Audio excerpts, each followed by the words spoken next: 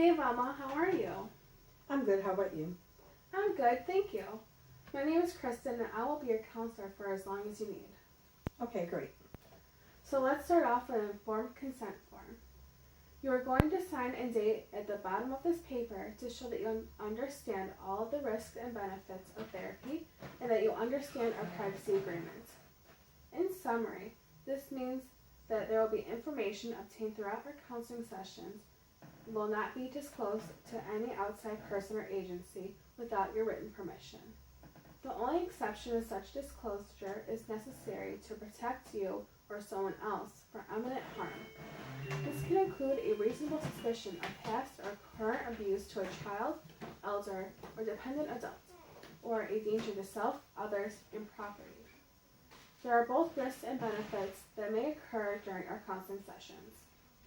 These benefits can include enhanced personal development and improved interpersonal relationships. However, our counseling sessions may involve a risk of remembering an unpleasant event that could arouse strong feelings. This consent form also includes an article that states the need to keep this relationship on a personal level.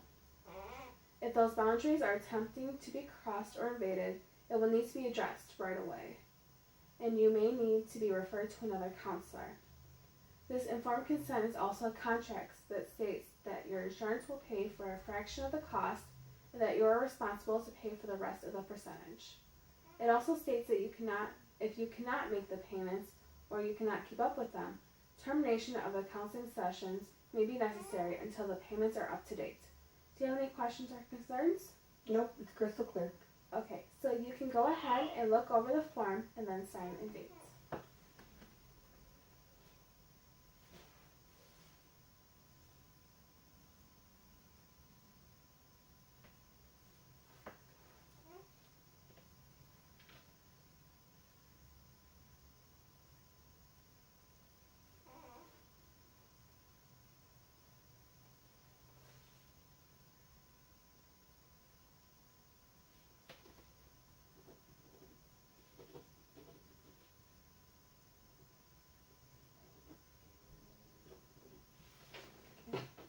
Great.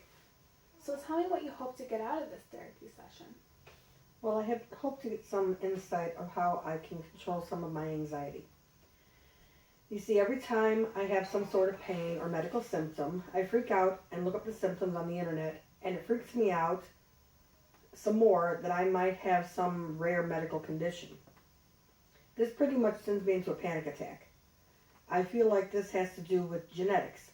Both my dad and my grandma had it. Talking about the problem will not solve it. Talking about a solution will. So tell me, after the session, let's say you go home and go to sleep. And while you're sleeping, a miracle occurs. And when you wake up, you no longer feel the need to look up every little symptom. What can you imagine now will your day be like? Well, if there was a miracle, I would hope that I would just never have any symptoms again. But realistically, if I didn't feel the need to look up symptoms, I feel like I would be more productive. If I have my hands and feet start tingling, I wouldn't be freaking out that I have MS or some other type of disease. I spend hours a day looking up symptoms, so it gets in the way of schoolwork and work. Without this problem, I'd be able to enjoy my life. I can be happy and laughing and not have to worry about a pain or a rash that might not mean anything.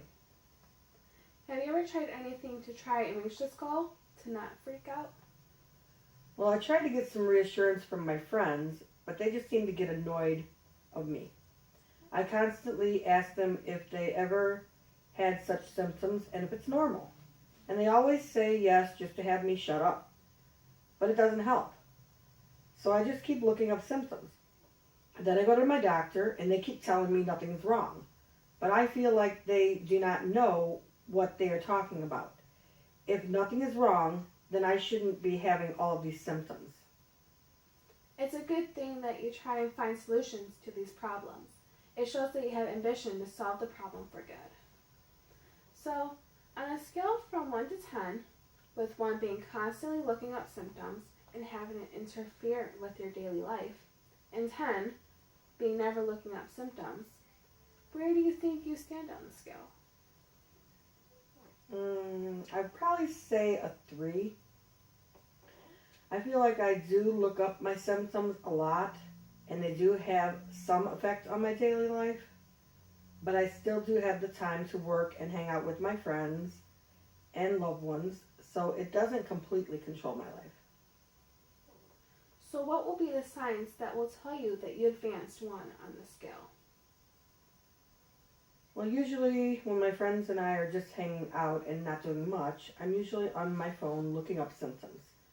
So to move up 1 scale point, I feel like maybe not looking them up when I'm around them. I see. That's a great start. A small change is the start of the process of change. So when you first notice a symptom, what is the first thing you do? Well, I usually just automatically look up what it could be. If my stomach's hurting, I do not automatically assume that it's just a stomachache. I try to find a cause and put myself into a panic attack because I think it's a bursted ovarian cyst or an appendicitis. I see. So you said your goal today is to gain some insight on how you control your anxiety. Is that right? Yes, I feel like I do not stop and think about what it could actually be. I tend to just jump to conclusions and not rationalize the symptoms. Okay, so let's switch gears a little bit and focus on your strengths. Well, I feel like I do not have any strengths that will help me stop this problem. Everyone has strengths. You just do not realize them right now. Do you have a job? Yes, I'm a general manager at Popeyes. So let's say an employee calls you and says that they cannot come in today because they're sick. What would you do? I would see if someone would cover for their shift. So you do have this inner strength to rationalize situations, since you would not have a panic attack and feel like the world is ending because someone called off. You just need to pull this strength and have it applied to other problems in your life besides at work. When you do feel a pain or tingling sensation, you should try and rationalize the situation. Instead of automatically thinking you have a serious disease or condition, you can use your strength to step back for a few minutes to rationalize and think. You will calm yourself down and prevent a panic attack if you think a stomachache is just a stomachache. Take some Tylenol or some ibuprofen and see if it gets better in a half hour. Chances are it will. If it doesn't, you can rationalize it again and see what is your best next option. I see what you're saying, but I just wouldn't know where to start. In order to figure out where to start, you need to realize where you want to go. Where is your destination? My destination's not having to look up symptoms anymore. Like you were saying, to have a stomachache and just look at it as a stomachache. But in order to do that, I have to start rationalizing. But how do I rationalize on a problem that gives me such horrible anxiety? How about I give you a task assignment? The next time you have a problem, preferably when you're feeling a symptom and feel the need to look up the symptoms, write down the positives and negatives. Write down what you will get out of looking up the symptoms and what you'll get out of it if you do not. Does that seem reasonable and obtainable to you? Yes, I can definitely do that. So how about we end the session right about here? So today, we discussed informed consent and the emphasis on the counselor and client relation. Then we focused on what you expected out of this counseling session, which was learning how to rationalize your thoughts in order to make some sense out of the symptoms in which you are feeling, and then applying it to what should be done in order to fix it. This is where the task assignment comes in which should be completed by the next session. You will make a list of pros and cons of a problem solution, and then you need to tell me what the conclusion was, what solution you chose to look up the symptoms or not. The This problem-solving skill will hopefully lead to a decline in you looking up some medical symptoms.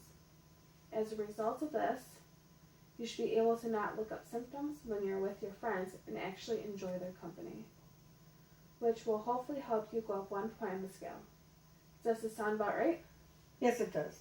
Thanks for meeting with me today, Kristen. It was my pleasure. Have a wonderful week on the trauma. You too.